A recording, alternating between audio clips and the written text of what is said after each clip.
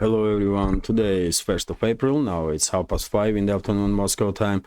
I'm Levan Gudadze and this is new episode of Headlines, short summary of the news that I will talk about in detail during the second news update of the day on my Patreon page.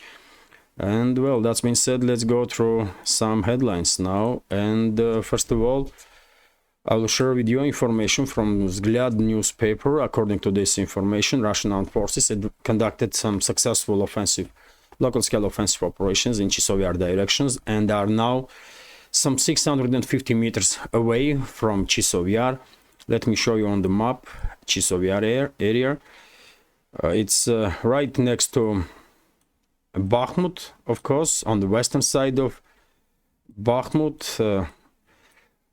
As I reported previously, Russian armed forces in previous week established control over the settlement of Krasnaya, this village here, after which Russian armed forces shift their attention towards Chasiv Yar, and this is Chasiv Yar, by the way. This is Bakhmut. Of course, almost everyone knows nowadays about Bakhmut city, and this town here is Chasiv Yar, and Russian armed forces are approximately 650 meters away from Canal district of the city. Most likely during this week we will see beginning of the battle for Chasiv Yar. Next information I want to share with you is also from Vzglyad newspaper about a report of Russian Defense Ministry on progress of special military operation during the previous 24 hours, and Russian Defense Ministry confirmed destruction of yet another US-made M1A1 Abrams tank on Avdiivka direction. This is 6th or 7th Abrams tank that was destroyed on the battlefield, and I guess this number of destroyed Abrams tanks will just grow as time goes by. RT is reporting that US tech billionaire David Sachs commented on situation in Ukraine and said that Ukrainian this counteroffensive, spring-summer counteroffensive, was the biggest debacle in modern military history. Hard to argue with this statement, although what is also interesting, by the way, nowadays these tech billionaires more often are making comments on some political and geopolitical, even military stuff, which is quite interesting phenomenon.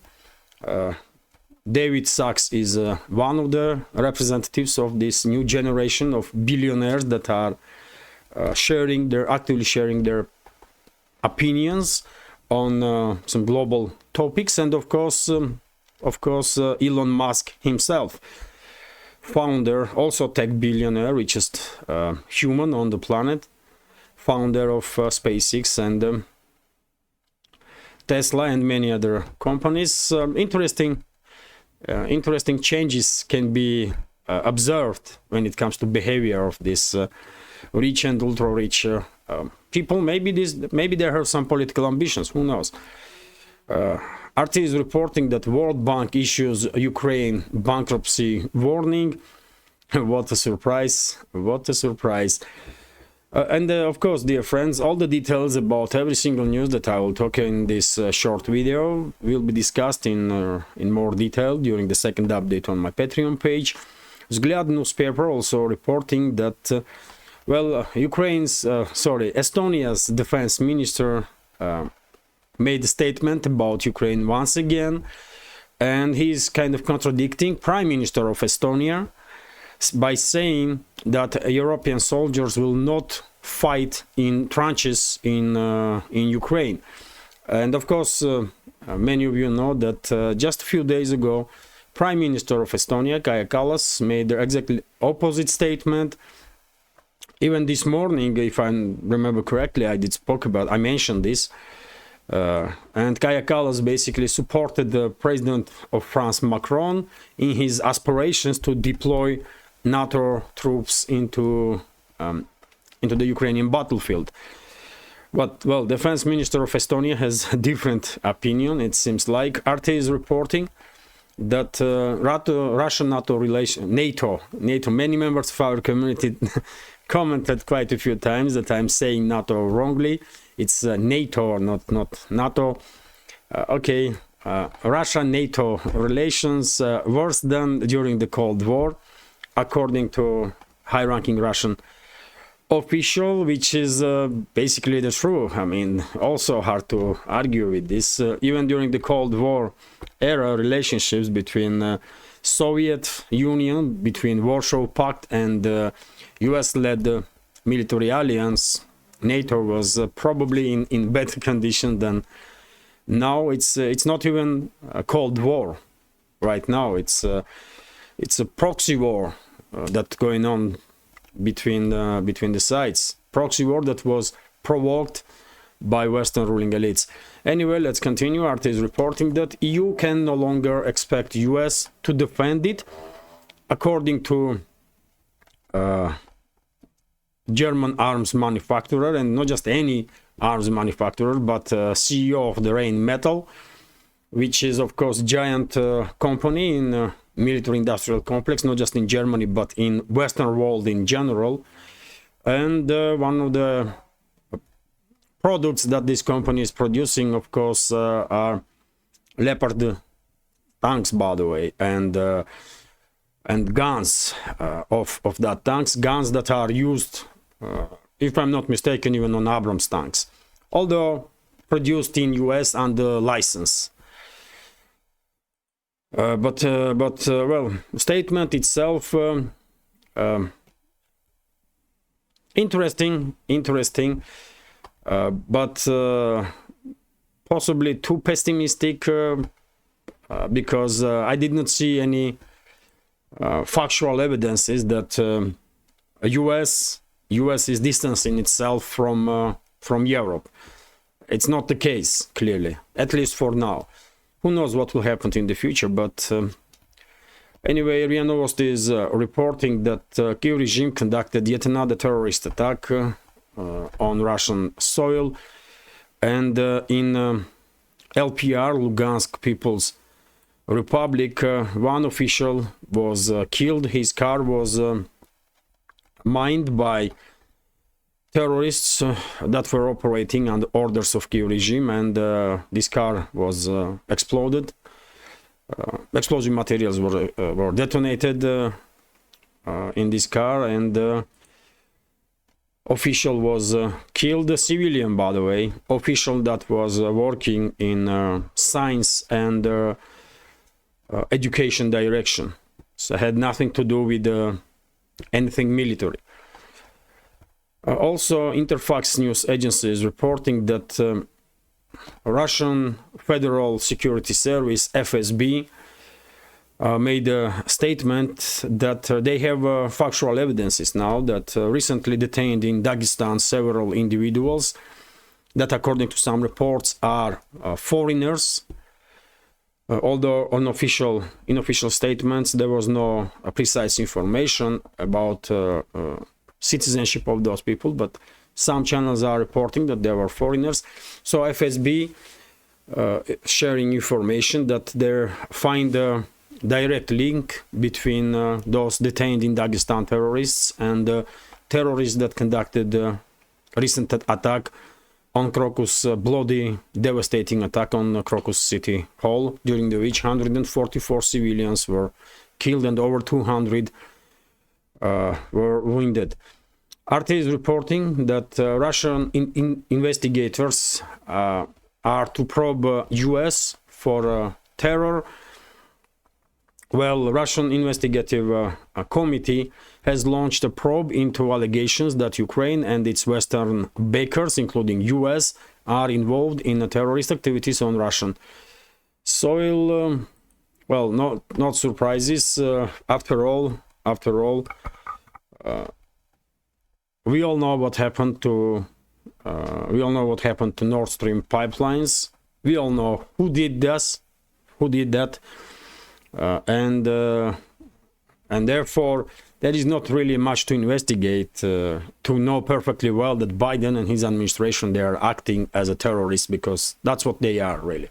RT is reporting that India successfully fired a long-range modification of the Abrams missile. And of course, Abrams missile was developed in cooperation between Indian military-industrial complex and Russian military-industrial complex, next generation weapon system that is probably most advanced in this segment of weaponry at this point. TASS news agency is reporting that Russian Ministry of Internal Affairs made a request for necessary changes in the law so that foreigners will be able to stay in Russia just 90 days during the year. Previously it was 180 days, and after Crocus City Hall attacks, one of the measures that Russian security forces are taking, security services are taking, is to shorten this time that foreigners that can enter Russia without visa can stay in this country.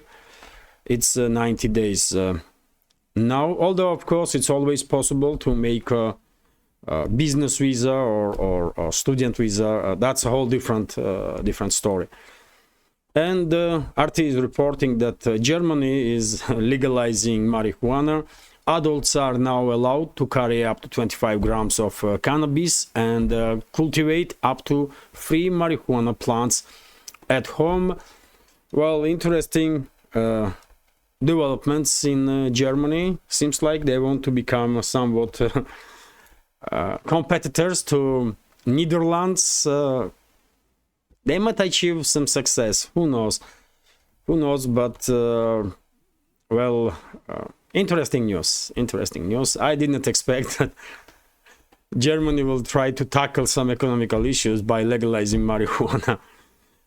There are much more important issues in Germany, I believe, that needs to be resolved, and marijuana definitely not one of them. But in any case, finally I will share with you this information that from RT, that Central European States leader is invited to BRICS summit that will take place in Russia, in Kazan city, which is of course capital of Tatarstan Autonomous Republic of the Russian Federation. And leader of this Central European state is Vucic, Alexander Vucic, president of Serbia. Interesting development. Interesting development.